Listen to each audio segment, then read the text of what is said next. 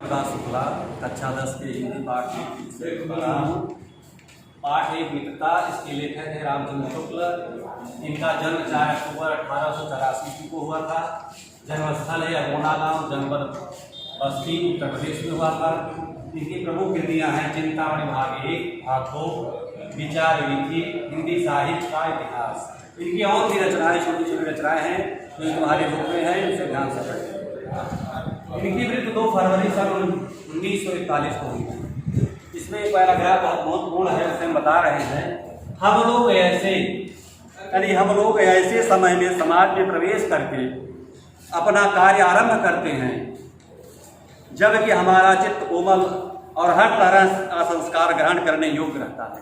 जब बच्चा छोटा होता है उसका चित्त बहुत कोमल होता है, उसका हृदय बहुत कोमल होता है, उसके अंदर संस्कार भरने की, ग्रहण करने की क्षमता होती है। उसके अंदर जैसे संस्कार डाले जाते हैं परिवार के द्वारा, समाज के द्वारा और उसके गुरुजन वृंदों के द्वारा, वह बच्चा वैसे ही आगे विकास करता है। हमारे भाव अपरिमार्जित होते हैं। उस समय उस बच्चे का भाव जो है, विचार जो है विशुद्ध हो, बिना शुद्ध नहीं होता।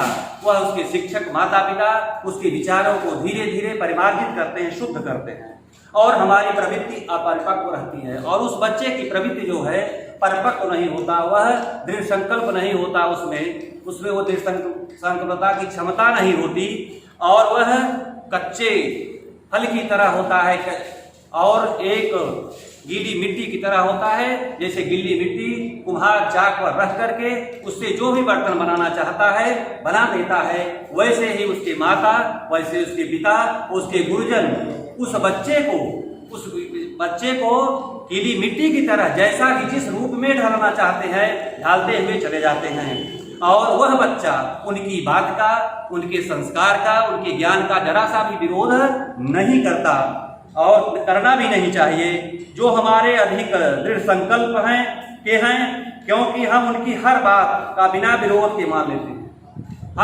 वह बच्चा हमारी इस बातों को बिना विरोध के वह इसलिए मान लेता है, कम से बड़े हैं, वह हमारे शिक्षक हैं, वो जो कह रहे हैं वही सही है, उसको वह मान लेता है। पर ऐसे लोगों का साथ करना और बुरा है जो हमारी ही बात के ऊपर रहते हैं। ऐसे लोग का साथ नहीं करना चाहिए जो उसकी बात के ही ऊपर निर्भर है, क्योंकि ऐसी दशा में न तो हमारे ऊपर कोई दबाव रहता है और न ही हमारे लिए कोई सहारा रहता। अगर हम किसी की बात नहीं मानते, किसी के दबाव में नहीं रहते तो हम जो है निरंकुश हो जाते हैं। जैसे गाड़ी का ड्राइवर का नियंत्रण अगर बस पर से खो जाता है तो वह गाड़ी खाई में गिर जाती है, वैसे ही उस बच्चे का नियंत्रण अपने ऊपर से हट जाता है।